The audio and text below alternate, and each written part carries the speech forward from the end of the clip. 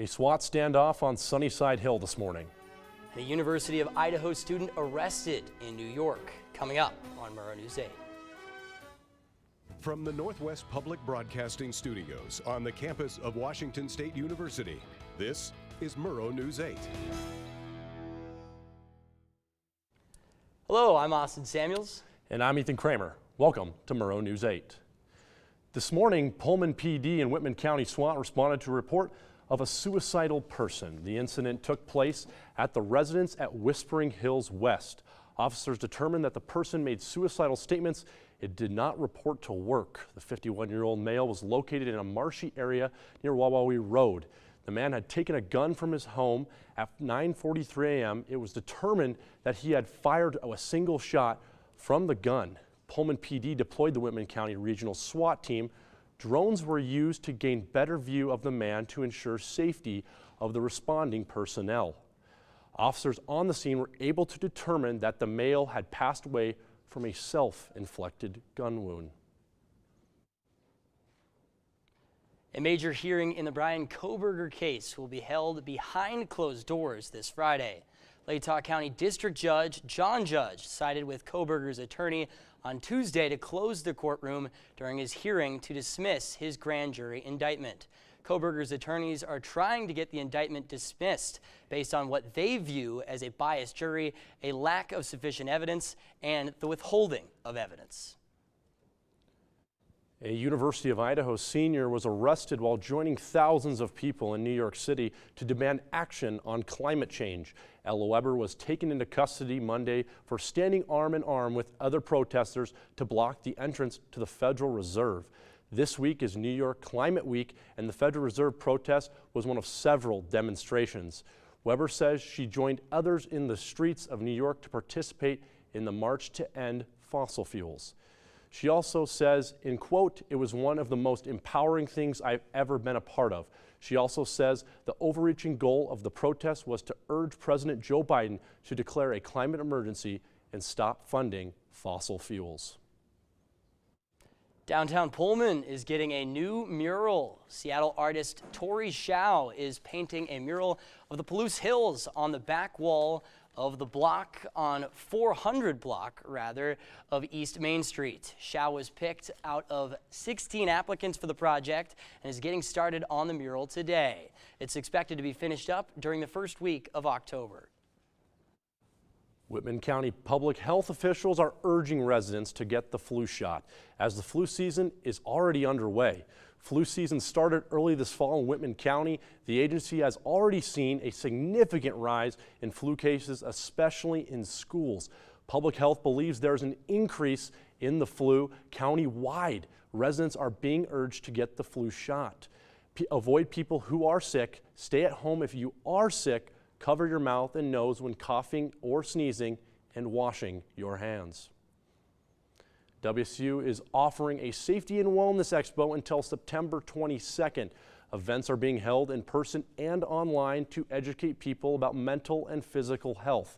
The expo is taking place in the Compton Union Building in the Junior Ballroom. 3 new people were elected to chair positions in this week's ASWSU meeting. Washington State's student body government. The Senate voted on the co-chair position of the Crimson Group, a support advocacy group for undocumented students on campus, along with the uncertified senator position and the new election board chair. Major rivals are coming to town. And a brush fire in the Spokane Valley this morning. Next. 3 adults has pre-diabetes. 1 in 3.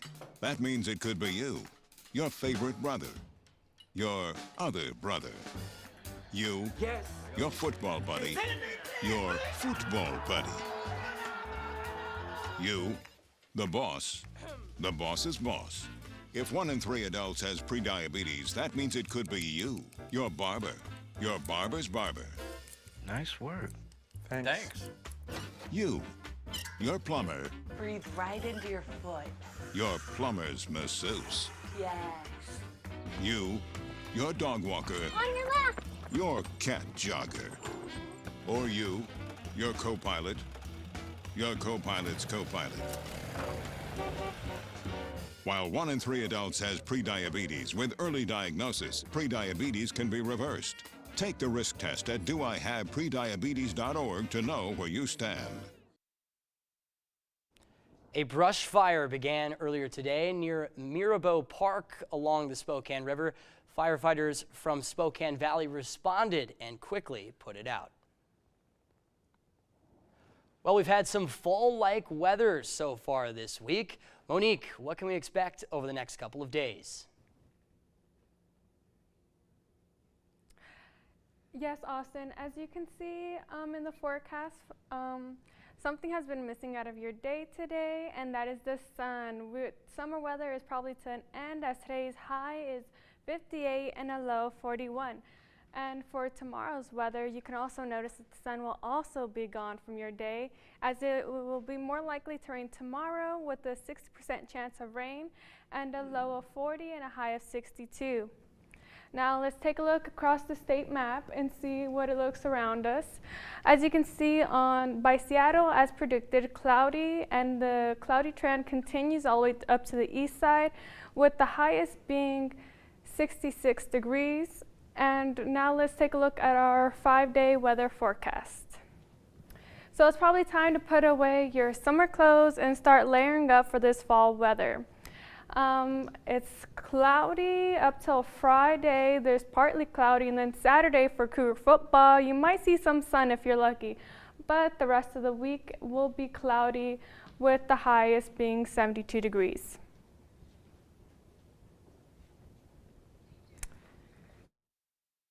UW is in town to challenge the WSU volleyball team. And a look into the Pac-2 championship this weekend on the Palouse after the break.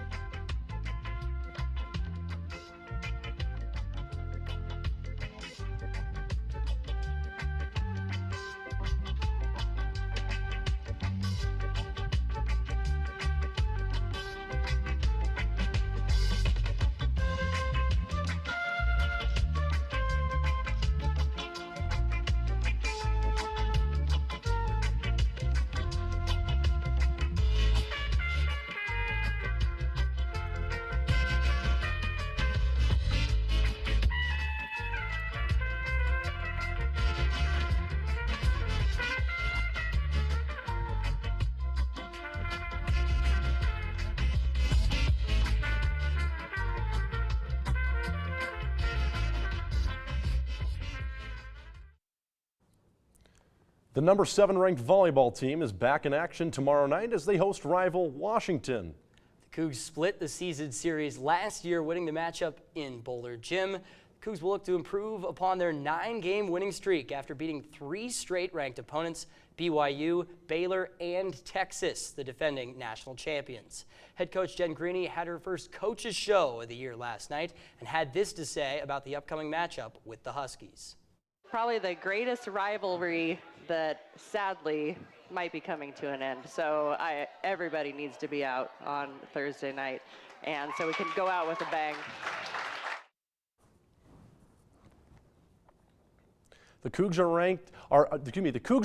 10-1 and the Huskies are 9-2. The match is set to begin at 7 p.m. in Boulder Gym. Well, the Pac-2 championship is taking place this Saturday on the Palouse. The number 14 ranked Oregon State Beavers are coming to Pullman to take on number 21 WSU. The Cougs are riding high after blowing out Northern Colorado 64-21, moving to 3-0 for the second consecutive season. Head coach Jake Dickert met with the media earlier this morning to discuss the matchup with Oregon State. It's interesting because, you know, we used to play in the old Mountain West, used to play like Air Force, and it was run, run, run. But one of your biggest concerns was also the play action pass shot game. Like, can you limit their explosive passes, because that makes you chunk the field? Can you at least make them earn it? And I think there's just such an interesting dynamic that their offense has. Yes, it is cutting the head off the snake. It is stopping the run. It is being disciplined. But, man, they'll take them some shots down the field, and the quarterback is really good at leveling the ball in there. So we got to prevent those explosive plays, too, to make them earn everything. Kickoff for this one is 4 o'clock on Saturday. If you can't make the game, it will be on Fox. Well, one WSU golfer received conference recognition this week. Pono Yanagi received Pac-12 Golfer of the Week honors after winning the Golf Week Fall Challenge event, claiming his first individual title at WSU. On the soccer pitch, the Cougs are also getting set to kick off their Pac-12 conference schedule this Friday when they take on top-ranked Stanford.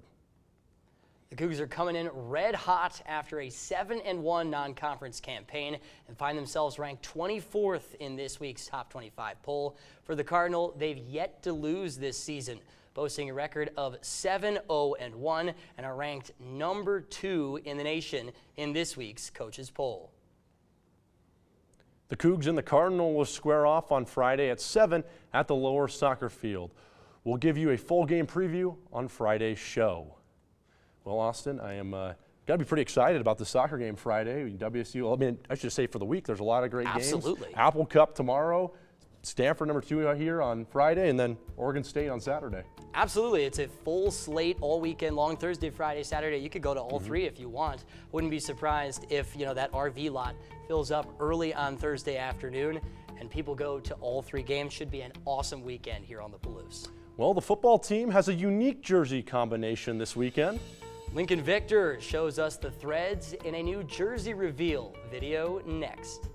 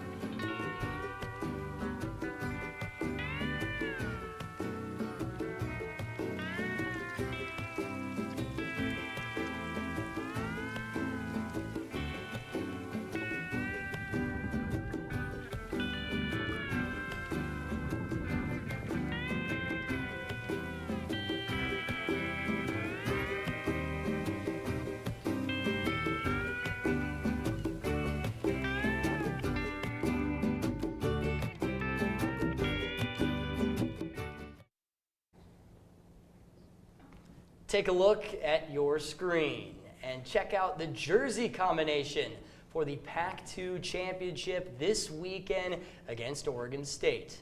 Let's hope the anthracite and white can power the Cougs to victory. I don't know about you guys, I'm super excited for this weekend's game on Saturday. I think we kind of got hosed a little bit not getting College Game Day, but man, oh man, is it going to be fun having the Beavs in town. Oh, I mean, guys, I think it's really exciting, this game. It's the Pac-2 championship, the last 2 remaining teams. It's going to be an exciting one this Saturday.